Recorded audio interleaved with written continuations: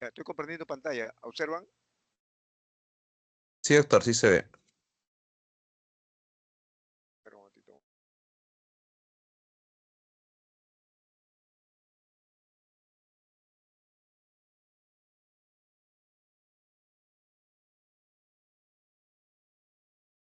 Ya, bien.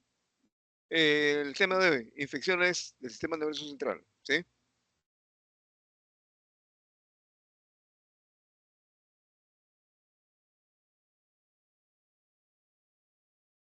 Bien. En relación a infecciones del sistema nervioso central, básicamente vamos a centrarnos en la meningitis bacteriana y después vamos a pasar a otros patógenos, hongos, virus, parásitos. Entonces, en primer lugar, en relación a la meningitis bacteriana, es una enfermedad infecciosa purulenta del espacio subaracnoideo y que muchas veces hay una reacción inflamatoria a nivel del parénquima del sistema nervioso central. Los estudios de laboratorio básicamente están orientados a determinar, ¿no?, la celularidad del hígado cefalorraquídeo, utilizando, empleando métodos de coloración, entre ellos, por ejemplo, el RAI, determinación bioquímica, la más importante es la glucosa, proteínas. La coloración GRAN es de valiosísima importancia, ¿no?, cuando el paciente está en una situación de emergencia. ¿Ya? Ahí básicamente vamos a definir si es un gran positivo o un gran negativo en relación a una infección bacteriana, que es lo más frecuente, solo que haya un dato epidemiológico que diga lo contrario, por ejemplo, una virosis, ¿no? La tinta china la vamos a emplear en detección de los hongos, por ejemplo, el Cryptococcus neoformans, por ejemplo.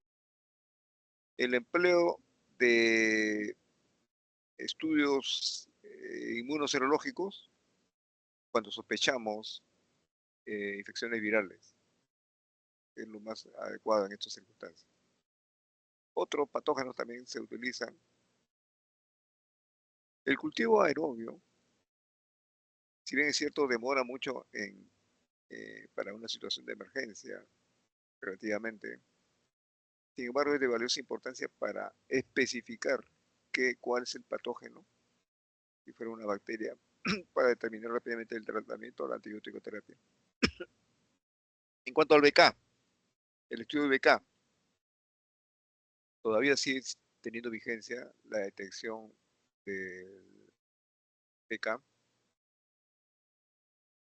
método de microscopía óptica. Sin embargo, esto no significa que no haya que solicitar en paralelo el cultivo. Últimamente se incorporó también tecnología de punta basada en métodos de biología molecular, como es la reacción en cadena de la polimerasa.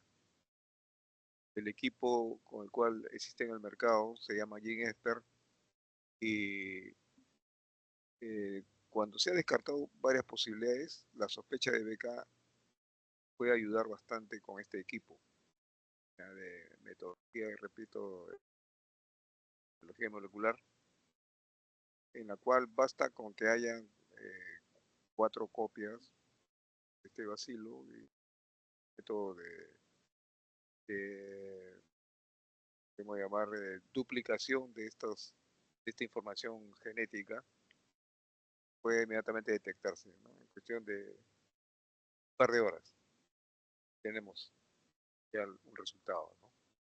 Sin que esto quite que tengamos que hacer siempre el cultivo. Bueno, los cultivos de hongos también son importantes. Ya hemos dicho que esto demora un poco, pero es importante también descartarlos. Eh, para la detección de antígenos, sean estas de las bacterias o de hongos, también existen estudios de laboratorio de anticuerpos por la metodología de ELISA, de inmunodifusión. También es importante la detección, acuérdense, de anticuerpos, ya es la respuesta del organismo frente a unos antígenos de los patógenos que están atacando, ¿no? La adenosine-deaminasa. Si bien es cierto, no solamente permite para detectar paciente con tuberculosis pulmonar o extrapulmonar, también hay que descartar las probabilidades de linfoma, que también se presenta positivo, ¿no? Incrementada su concentración. Y por último, lo que les mencioné anteriormente, la reacción en cadena de la polimerasa. Estas son las metodologías de que nos valemos para hacer el estudio de algún patógeno que pueda haber infectado y está afectando al sistema nervioso central. Bueno, y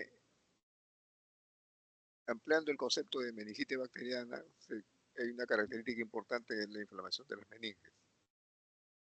Como habíamos dicho anteriormente, no solamente meninges, sino también el encéfalo. Es una enfermedad realmente grave y potencialmente mortal. De horas puede definirse la situación de un paciente. Solo hay una línea delgada que casi ni separa entre salvar al paciente o el paciente fuera, ¿no? Entonces es importante actuar inmediatamente. Cuando se produce una recuperación de este trastorno, puede haber también secuelas, incluso discapacidades permanentes como daño cerebral, pérdidas auditivas, dificultades en el aprendizaje. Eso es importante, repito, actuar lo más inmediatamente posible, obteniendo líquido cefalorraquídeo que nos puede dar bastante información al respecto. En relación al estudio del líquido cefalorraquídeo, es importante la obtención de la muestra, ¿no? En la cual, ¿qué podemos obtener de esta muestra? Observen ustedes acá el procedimiento, ¿no? Entre la cuarta y quinta lumbar, paciente sentado, inclinado hacia adelante para abrir ese espacio entre el cuarto y el quinto lumbar, o puede estar acostado o recostado, ¿no? Y también producir el mismo efecto de la separación de la cuarta y quinta lumbar para que pueda hacer un abordaje mucho más eficiente, ¿no? El estudio debe incluir, uno, medir la presión del líquido cefalorraquídeo. El estudio citoquímico, ya les he mencionado la importancia, la tinción GRAN como una situación de emergencia, no demora mucho la respuesta, el cultivo y los exámenes inmunológicos. ¿Cuáles son los mecanismos de infección? Bueno, la vía hematógena, ¿no? Una inoculación directa, sobre todo cuando hay exposición de la masa encefálica, por contigüidad, cuando de la nasofaringe puede estarse colonizando algún patógeno y de ahí pasa directamente al, a la, al, al sistema nervioso central por las meninges, ¿no? En cuanto a los factores bacterianos, considerar la colonización, primera etapa, ¿no? Los patógenos se adhieren, a veces hay facilidades para que hagan esta colonización en la mucosa, invaden la mucosa, comienzan a proliferar, ingresan al torrente sanguíneo, bacteriemia, ¿no? Y de ahí, por continuidad, aparece también el líquido cefalorraquídeo, ¿no? Esta invasión está facilitada por la capacidad de las bacterias para adherirse a las mucosas. Algunas hasta pueden llegar a degradar la inmunoglobulina A. La inmunoglobulina A, por si acaso, es una inmunoglobulina que se encuentra en muchos líquidos de nuestro sistema inmunológico, ¿no? Está en las mucosas, por ejemplo, ¿no? Puede ser en la mucosa digestiva, en la vía oral, por ejemplo, ¿no? Sin embargo, hay algunas bacterias que pueden degradarlo y hacer inocua la acción protectora de la inmunoglobulina A. Hay algunos patógenos que escapan al fenómeno llamado de opsonización. Están cubiertos con un lipopolisacárido que impiden que los anticuerpos preformados se adhieran a la superficie de la bacteria. Y si no se pueden adherir estos anticuerpos, obviamente, o el complemento también, ¿no? Que también se activa cuando hay alguna sustancia extraña, Y este fenómeno de absorbización nos ayuda a identificar el patógeno sin que se haya formado todavía anticuerpos, ¿no? Y, pero, repito, hay bacterias que escapan a este fenómeno de ozonización. Entonces no pueden ser reconocidos por los macrófagos, por los neutrófilos, monocitos, células presentadoras de antígenos en general. Y entonces son propicias la situación para infección bacteriana a nivel benigno. En cuanto a los factores del hospedador, bueno, antes decían huésped, no, realmente es un hospedador, ¿verdad? Nosotros somos hospedadores de una serie de patógenos. En primer lugar, los factores. Cómo interactúan las células del mecanismo inmunológico con las endotoxinas. Ese es el primer factor. La generación de mediadores inflamatorios. ¿Se acuerdan siempre de los mediadores inflamatorios más importantes? Interleuquina 1, interleuquina 6, factor de necrosis tumoral. Cada vez que ingresa algún patógeno, la respuesta primaria, sobre todo dado por los polimorfos nucleares, comienzan a movilizarse hacia el área afectada. ¿Cómo se produce este fenómeno? Por medio de la quimiotaxis. Es decir, una atracción que tiene estos elementos celulares de la defensa primaria para dirigirse al área afectada, ¿no? ¿Cómo lo produce? Nuestro organismo produce sustancias quimiotácticas. Los patógenos también lo producen, las endotoxinas, por ejemplo, ¿no? Y estos polimorfos nucleares inmediatamente reaccionan, acercándose a esas áreas afectadas, siendo ese mecanismo de menor a mayor densidad, ¿no? La interleuquina 8, por ejemplo, es una interleuquina el más potente quimiotáctico que orienta inmediatamente al patógeno. Los factores de coagulación, procesos inflamatorios, el complemento mismo también orienta a estos polimorfos nucleares para que se acerquen al área afectada. La alteración de la barrera hematoencefálica, recordar que los recién nacidos y los ancianos están muy venidos a menos los ancianos, sus mecanismos inmunológicos, y la barrera hematoencefálica puede estar también, eh, eh, digamos, expuesta a una alteración que permita el acceso a estos patógenos, ¿no? Recordar que a mayor nivel de medidores es un indicador de la gravedad del trastorno. Incluso el incremento de estos medidores muchas veces también puede volverse eh, peligroso para conservar el medio interno favorable para combatir esta infección. Al contrario, puede incluso llegar a un deterioro al shock séptico, por ejemplo. Y los medidores en su incremento pueden llegar a destruir bastantes estructuras celulares, con la complicación consiguiente, ¿no? Una de ellas es el llamado síndrome de respuesta inflamatorio sistémico, que de ahí a la coagulación intravascular diseminada está a un paso, pero no debemos llegar a esto, ¿no? Bueno, solamente para acá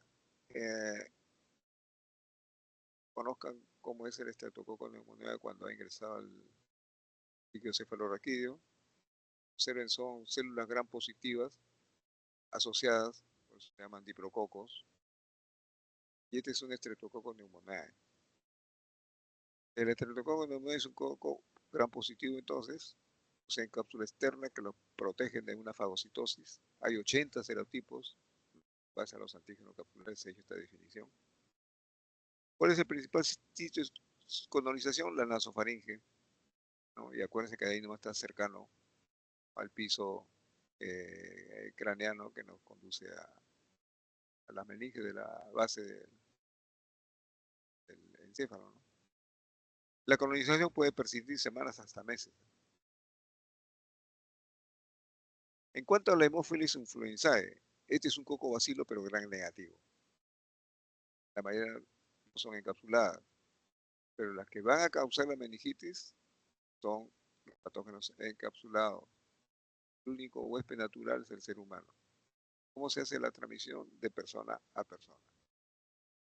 Miren acá, estreptococo del grupo B, también el licocefalorraquídeo. Es un diprococo gran positivo. poco vacilo. ¿Sabes cómo están aglutinados estos patógenos? Bueno, solamente para que conozcan cómo el neumococo se puede adherir a, a la, al parénquima pulmonar, ¿no? Donde se encuentran las células. Esto se debe a esas estructuras filamentosas que rodean a, a la estructura de la bacteria, las fimbrias que permiten adherirse y fijarse, que favorece obviamente la posterior invasión. La meningitis, la Neisseria meningitidis, también es otro patógeno peligroso, sobre todo cuando hay epidemia hay que tomarlo en cuenta. Tenemos un paciente con trastornos neurológicos y fiebre sobre todo, ¿no? Observen la reacción inflamatoria, son diplococo gran negativos. Pero ustedes cómo están ahí adheridos alrededor de una sustancia que las protege a este par de patógenos. La Neisseria meningitidis es un coco gran negativo, encapsulado, al cual aparecen en pares y se asocia siempre a epidemia. Solamente para acá, este cuadro, la meningocócica, cómo se puede presentar bajo la forma de meningitis, hay una meningoencefalitis invasiva. La meningococcemia, en la cual hay estos patógenos que invadidos en sangre y pueden llevar al shock séptico. Observen ustedes el círculo vicioso acá, la gente que se vale de sus mecanismos de transmisión, encuentra la puerta de entrada y es que el hospedador susceptible a presentar el cuadro clínico. Esta, como he dicho, la presentación de esta enfermedad está relacionada siempre con epidemia, la cual el reservorio siempre es el hombre, y las puertas de salida vienen a ser eh, los patógenos que pueden estar en el medio ambiente, contacto directo con los enfermos, también portadores así. En realidad, en relación a la enfermedad meningocócica, siempre hay que tomar en cuenta algunos aspectos de la presentación clínica, puede meningitis o meningoencefalitis, puede ser una enfermedad meningocócica de tipo invasivo. Bueno, que se pueden presentar, por ejemplo, es una bacteriemia, pero todavía no hay sepsis. Hay presencia de la bacteria en sangre, los síntomas son leves, una patología respiratoria, ¿no? Exantemas que se pueden presentar en piel, pero no hay elemento de sepsis. La meningococcemia, pero todavía no llega la meningitis. El paciente puede tener sepsis grave, hasta shock séptico, pero no hay evidencia de meningitis. Y esto es importante analizarlo, sobre todo cuando hay un cuadro de epidemia. Funciona rápidamente una falla multiorgánica. En realidad observa el 70 al 90% cuando no se ha instalado todavía un tratamiento. Y hasta con un tratamiento todavía puede haber un 10% de mortalidad. Y en estos casos también recordar que el 20% pueden desarrollar secuelas. Entonces es importante actuar rápidamente. No solamente pensar en una meningitis activa, sino en una meningococcemia, es decir, invasión en la bacteria en sangre todavía. La meningitis con o sin meningococcemia. Ya, bueno, aquí sí van a ver signos meningios, signos y síntomas meningios. El líquido cefalorraquídeo ya nos va a dar el dato. Puede ser que no encontremos la bacteriemia. Sin embargo, esta meningitis, en medio de un cuadro eh, epidemiológico, debe poner en alerta para repetir el estudio del líquido cefalorraquídeo en estos casos. Por último, tenemos la meningoencefalitis. Ya en este caso hay alteraciones de la conciencia. El compromiso del sistema nervioso central, en la cual hay compatibilidad en este caso con los hallazgos del cefalorraquídeo. Aquí tenemos el agente para que conozcan, mire cómo la cápsula polisacáridos envuelve y protege a este par de patógenos de meningitis.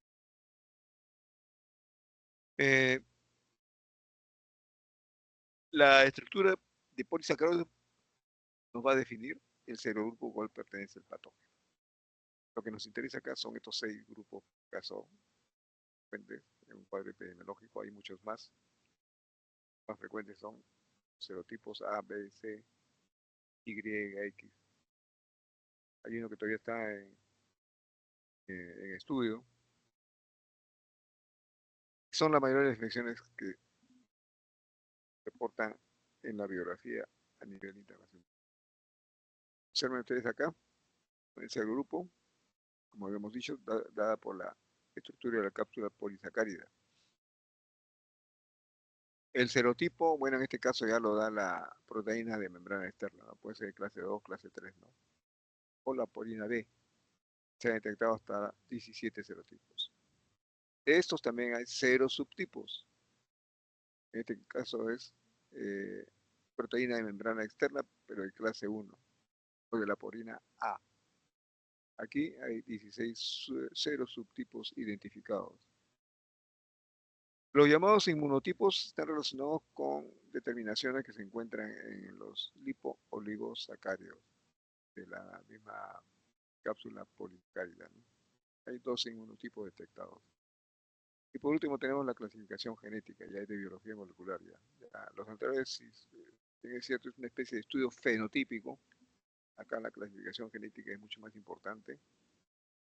Y hay técnicas que desarrollan estos estudios.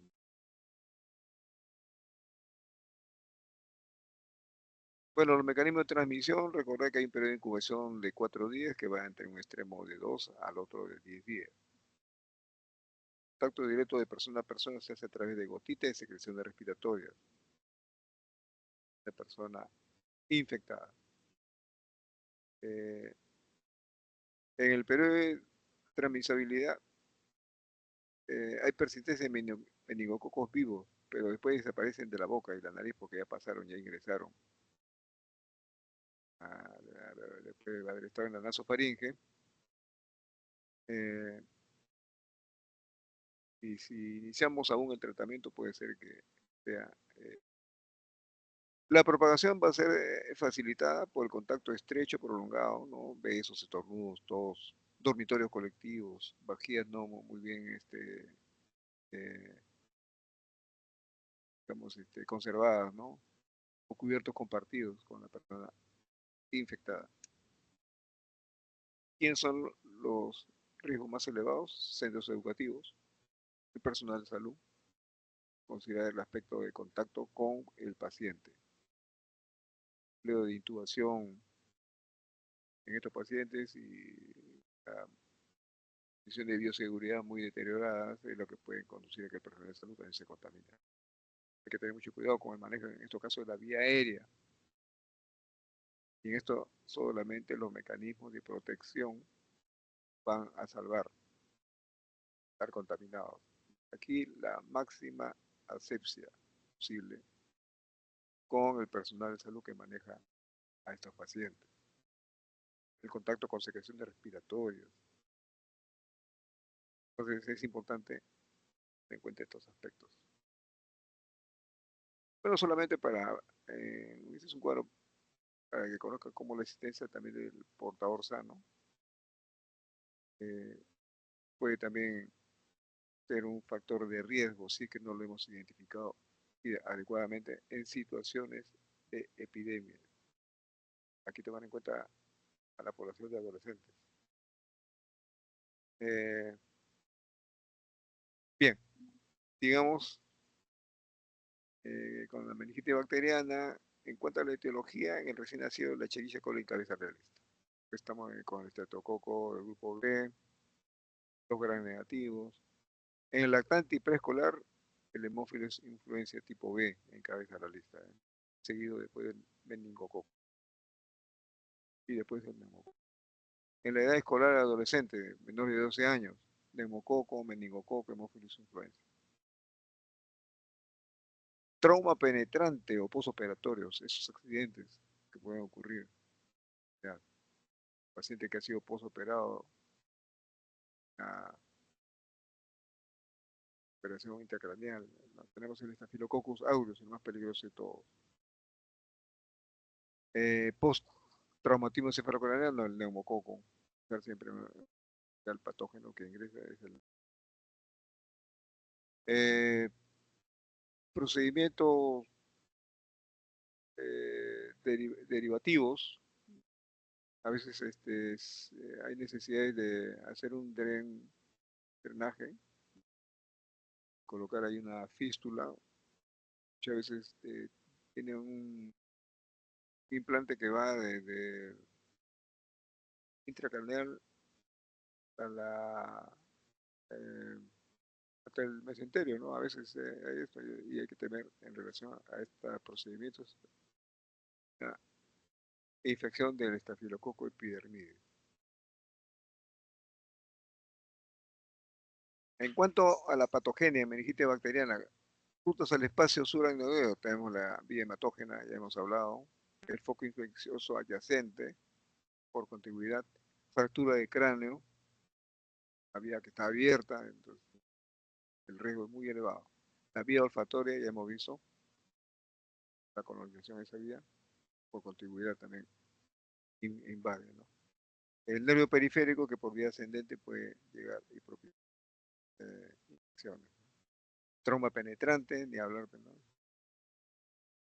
Prácticamente es exposición a un elemento contaminado con las estructuras encefálicas. Postoperatorio, sobre todo cuando no se toma en cuenta la bioseguridad, ¿no? En este caso para el paciente. Las derivaciones relacionadas con la aplicación de drenes, ¿no? Sospechar siempre en bacteriemia cuando todavía no encontremos sintomatología clara al respecto. La meningitis bacteriana puede ser por invasión, ¿no? Replicación bacteriana, inflamación del espacio suranoideo. Todo proceso inflamatorio siempre debilita los mecanismos de defensa, ¿no? Indica que hay una actividad que puede propiciar también una infección.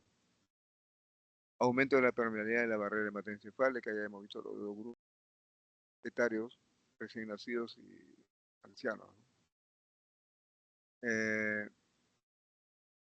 Aumento de la resistencia al flujo helicocefalorraquídeo. Por una causa, esto no está eh, una adecuada movilización de los líquidos. Vasculitis cerebral o infarto. Siempre que pensemos un proceso inflamatorio, en este caso, cuando están los vasos alterados, autoanticuerpos o organismos, o infartos en la cual haya lesión de masa encefálica, destrucción y por lo tanto eh, creación de tejido fibroso, esto debilita también los mecanismos inmunológicos de defensa. La hidrocefalia, por motivo, edema, citotoxicidad, ¿no? La presión intracraneal también, ese aumento es tener que tener mucho cuidado. Complicaciones de la meningitis bacteriana, la más frecuente es el absceso cerebral, ¿no? Se forman ahí abscesos, ¿no? El empiema subdural, absceso epidural, ventriculitis, tiene como va avanzando también a caer dentro de la masa encefálica. Trombosis de senos venosos, arteritis cerebral, sepsis, hidrocefalia postmeningitis.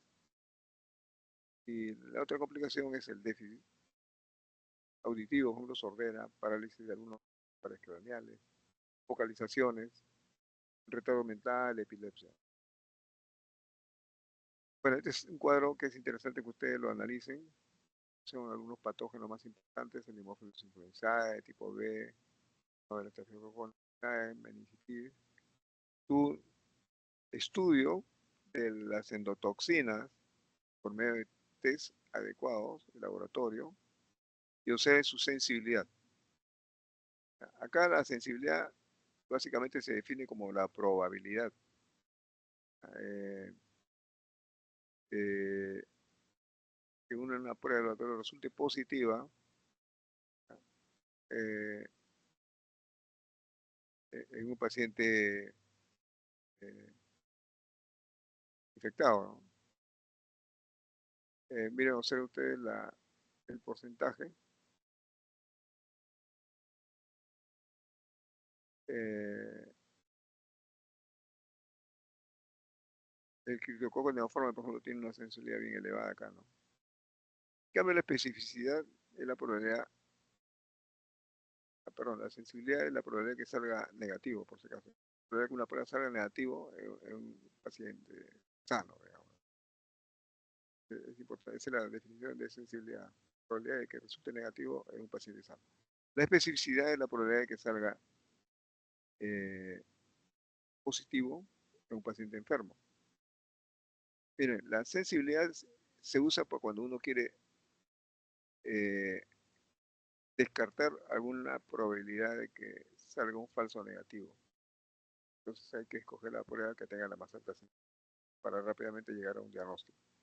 En cambio, la especificidad, como digo, es probabilidad de que resulte positiva la prueba, ¿no? En un paciente enfermo. Estas pruebas de mayor especificidad se emplea para cuando yo quiero evolucionar a mi paciente y ver si el tratamiento es adecuado. Entonces, la especificidad va de la mano con el tratamiento. Si no está respondiendo el tratamiento, estas pruebas que son muy sensibles obviamente no van a bajar, se van a mantener positivas. Pero al contrario, si están respondiendo el tratamiento, como son pruebas altamente específicas, también van a decaer su concentración de esta prueba del laboratorio, ¿no? Para el patógeno. Bueno, acá sensibilidad y especificidad para la prueba llamada reacción en cadena de la polimerasa.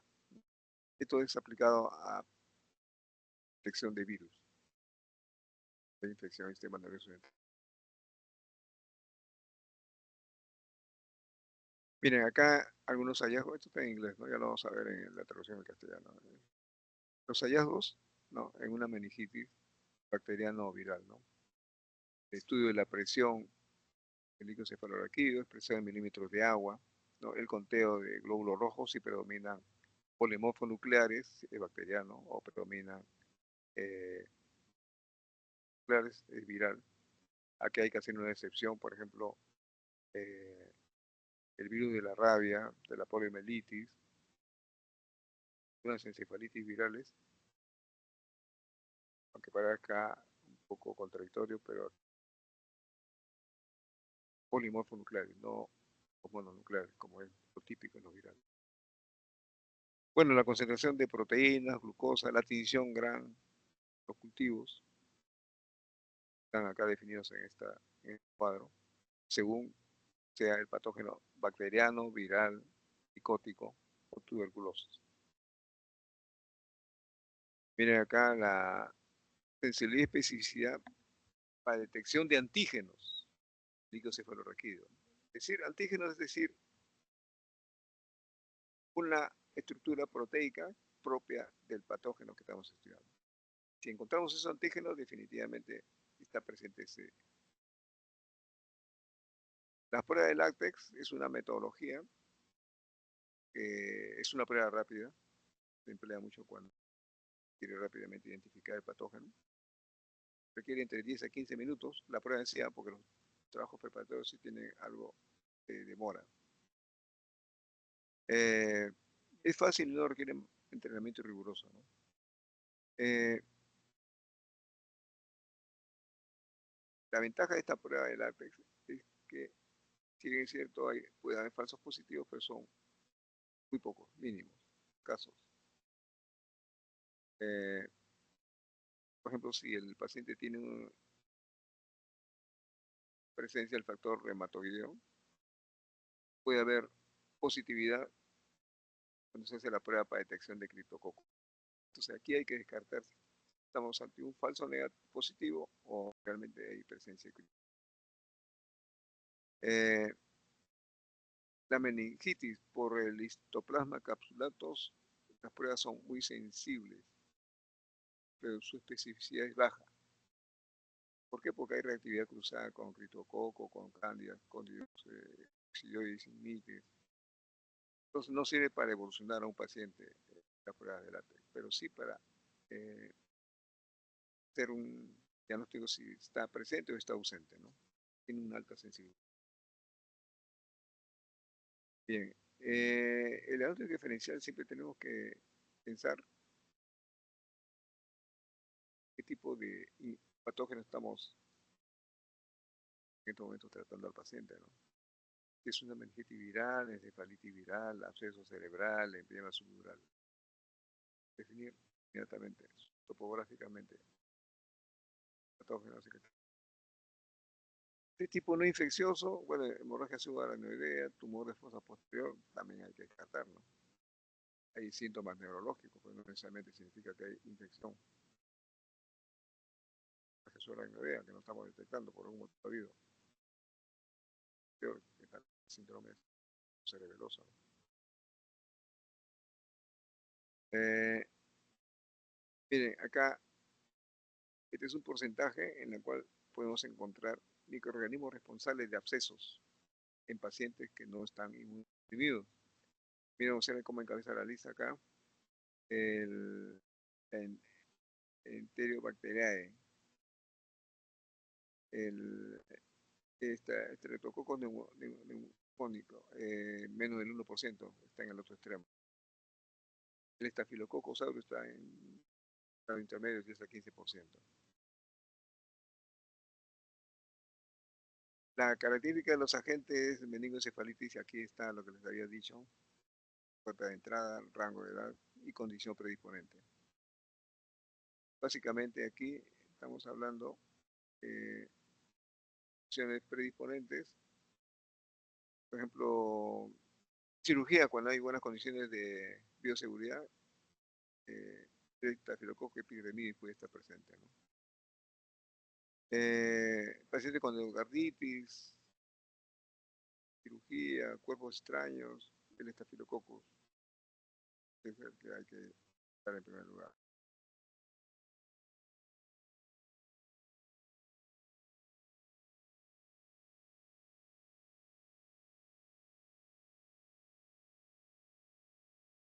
Miren acá este diagnóstico diferencial que les he dicho, pero si bien es cierto, usted orienta rápidamente qué es lo que podemos encontrar, recordar siempre cómo está la barrera hematoencefálica. Los datos que nos den la punción lumbar, acá, presión, aspecto, celularidad, proteína, glucosa. Los cultivos, además de la tinción, siempre hacer cultivos. Hace que hayan dos o más bacterias por ahí.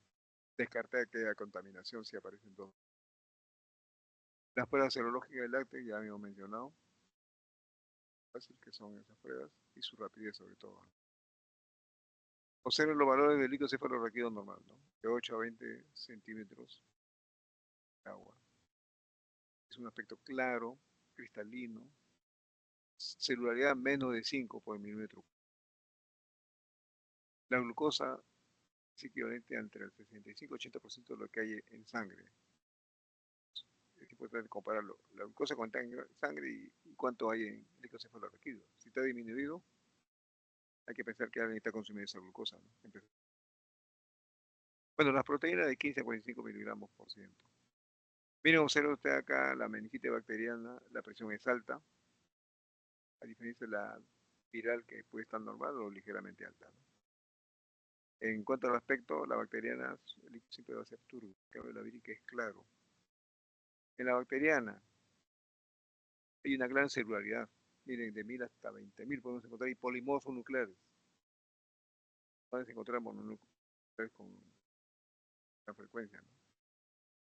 De los 5 células que hay normalmente, hasta los 5 pueden ser polimorfos nucleares en términos normales.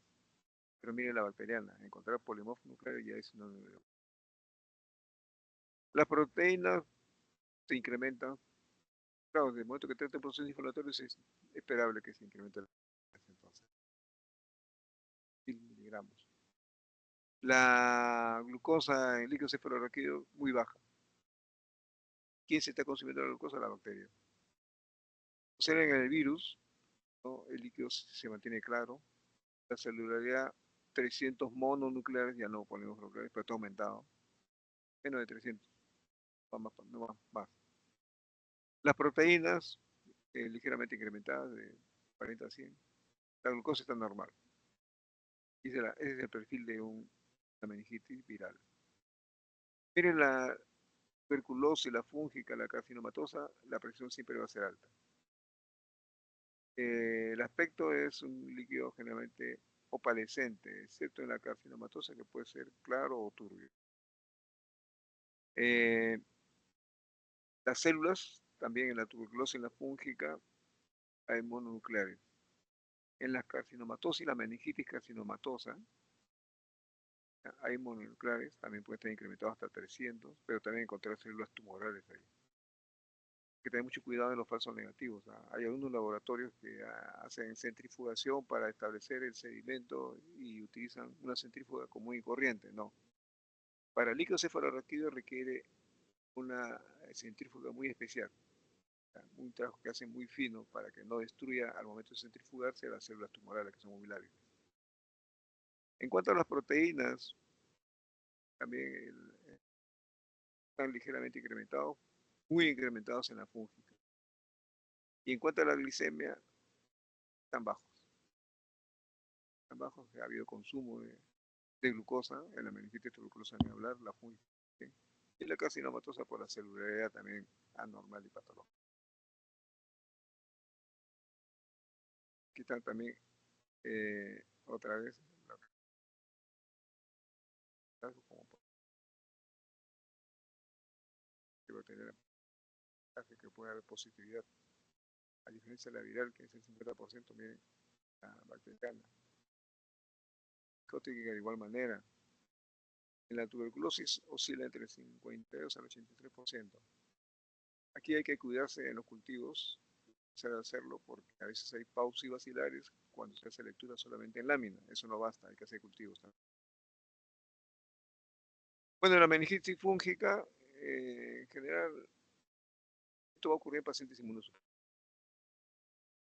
Y la vía de entrada es a través de vías respiratorias superiores. El alveolo también es en forma de levadura. Y la respuesta siempre es inflamatoria. Este proceso, generando un proceso inflamatorio, ¿no? Los síntomas pueden ser de leves y el sistema inmunológico puede controlar el proceso o limitarlo. Pero si esto no ocurre, van a pasar a la circulación sistémica. Entonces, ahí el riesgo es de que atraviesen la barrera hematoencefálica. Las infecciones micóticas en el sistema nervioso, es difícil detectarlo en el sistema nervioso. Hay sintomatología, ¿no? Semiología de tipo neurológica, pero no encontramos patógeno. Hay que dirigirse a otros órganos. Riñón, por ejemplo, coexisten. Aquí, por ejemplo, el criptococos es el órgano más frecuentemente comprometido. Puede haber una arteritis infecciosa, porque el criptococo también ha habido vasos sanguíneos. Bien, la formación de abscesos cerebrales también son otros, ocasionados por otros hongos distintos al criptococos. Bueno, ¿cómo hacer el diagnóstico? Pero tiene que haber sospecha clínica. Si no hay clínica, no debemos arriesgar a hacer un aislamiento del criptococos cefalorraquídeo. Va a haber un aumento moderado de presión. La celularidad puede alcanzar hasta 20 hasta 1000 células. Lo que predomina en este caso son linfocitos. glucosa baja, está consumiendo los hongos. Las proteínas se elevan, dado que es un proceso inflamatorio. La tinción de elección es la tinta china, que es la única que nos va a mostrar la presencia de los...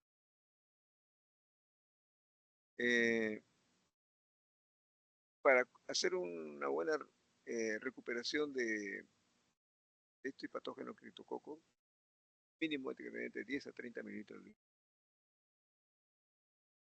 Centrifugarlo, repito, con una centrífuga especial, suavemente, para obtener un sedimento. Si esto no es concluyente, hasta 3 veces podemos obtener muestras. Rápidamente definir que hay un no cripto. La prueba serológica es muy sensible. Hemos dicho la facilidad que tiene, que no demora tiempo. Y gran ayuda es porque permite hacer un seguimiento. Bien, ya habíamos dicho que si lo encontramos en el icocefalorraquídeo, podemos hacer un estudio a nivel renal entre cultivos y de los hongos podemos encontrar. ¿Qué otros hongos también pueden participar para definir una infección por hongos? El Candida albicans también es un patógeno oportunista. El Cryptococcus forma, Coccidioides y el Tupiloma capsular. Observen ustedes acá en tinta china, el Cryptococcus neoforma es un celular encapsulado, pueden formar cadenas. Lo encontramos en excremento de aves, en el suelo, frutas, leches. La epidemiología un poco frecuente en niños, pero es frecuente sí en pacientes con leucemia, con SIDA, ¿no? Sometidos a psicoterapia de esteroides. Bueno, acá están algunos modos de transmisión. Siempre pensar en una inhalación de suelo contaminado.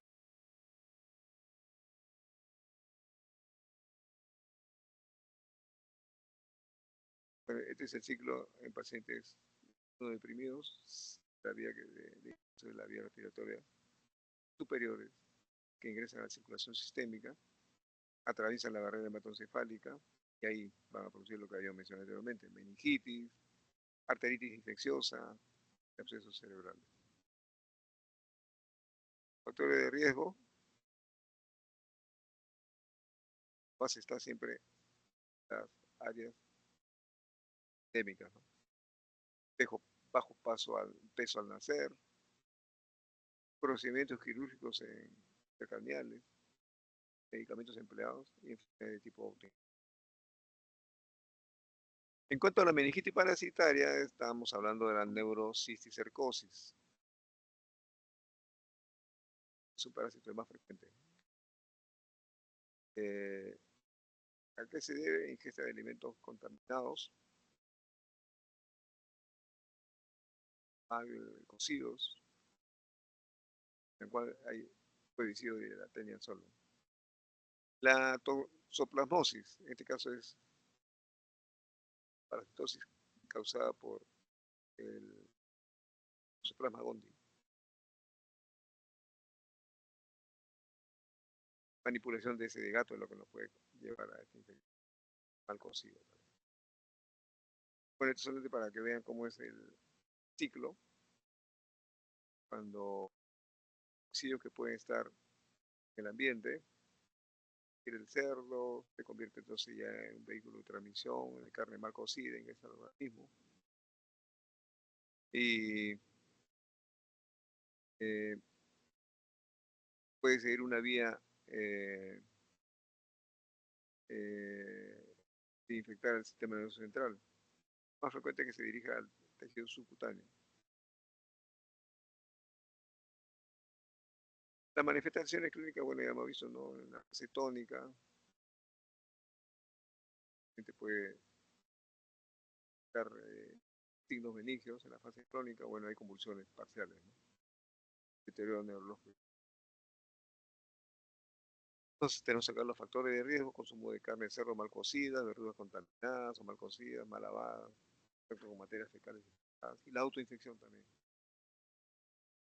estudio de diagnóstico, tomografía computarizada, resonancia magnética, estudio de inmunodiagnóstico por el laboratorio, ¿no? ELISA, aglutinación. Saben ustedes acá, la tomografía es el computarizada es más sencilla.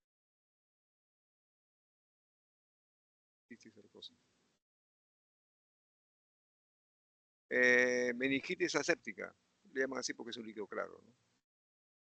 La etiología variable puede ser enterovirus, saquis, el herpes virus, Epstein-Barr, citomegalo, el HIV también. De causas no virales, meningitis bacteriana parcialmente tratada. El paciente se sintió bien, suspendió el tratamiento. Es una meningitis aséptica porque desaparecieron los patógenos, están ahí latentes, reproduciéndose lentamente. Tuberculosis, sífilis, hongos, amebiasis. Miren la sensibilidad y especificidad para la reacción en cadena de la polimerasa en diferentes sistemas, ¿no? Central, infecciones centrales. En caso de meningitis tuberculosa, la sensibilidad para la reacción en cadena de la polimerasa es variable, su resultado. Puede tener como el 100% como el 50% de sensibilidad. La especificidad sí se eleva del 89 al 100%.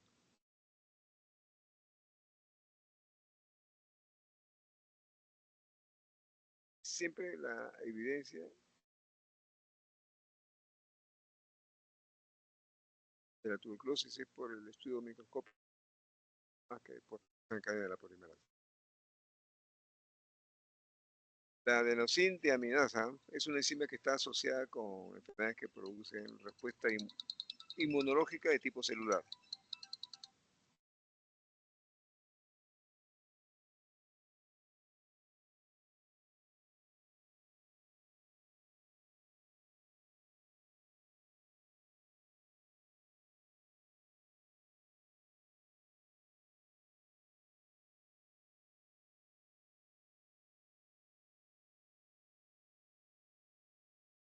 Es de mucha ayuda para la meningitis tuberculosa,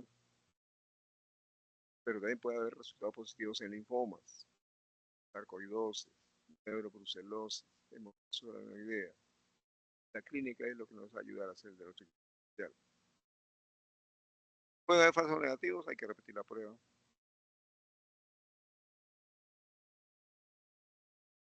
Bueno, este es el último cuadro en el cual hay que hacer una especie de puntuación según los variables que estamos analizando: temperatura, petequia, signo meningio, concentración de proteínas, glucosa, presencia de leucocitos, si hay presencia o no de polimorfos nucleares, leucocitosis en sangre. Todo ello nos ayuda y se le da una puntuación del 0 al 2, como están viendo ustedes. ¿En dónde no se puede usar este score? Bueno, para un paciente que está muy inestable, ¿no? Tiene todavía menos de 3 meses de evolución, debido a uso previo de antibióticos.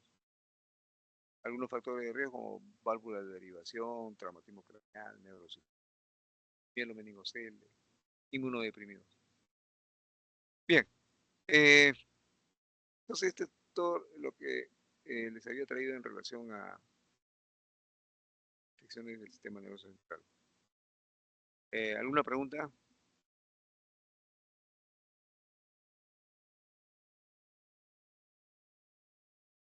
Parece que por el momento no hay, doctor. Ok, entonces, y nomás quedamos.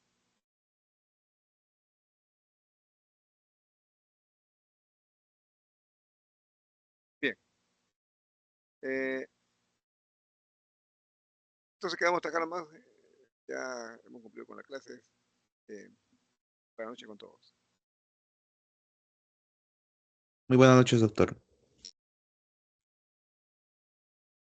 Gracias, doctor. Listo, chicos, ya pueden retirarse.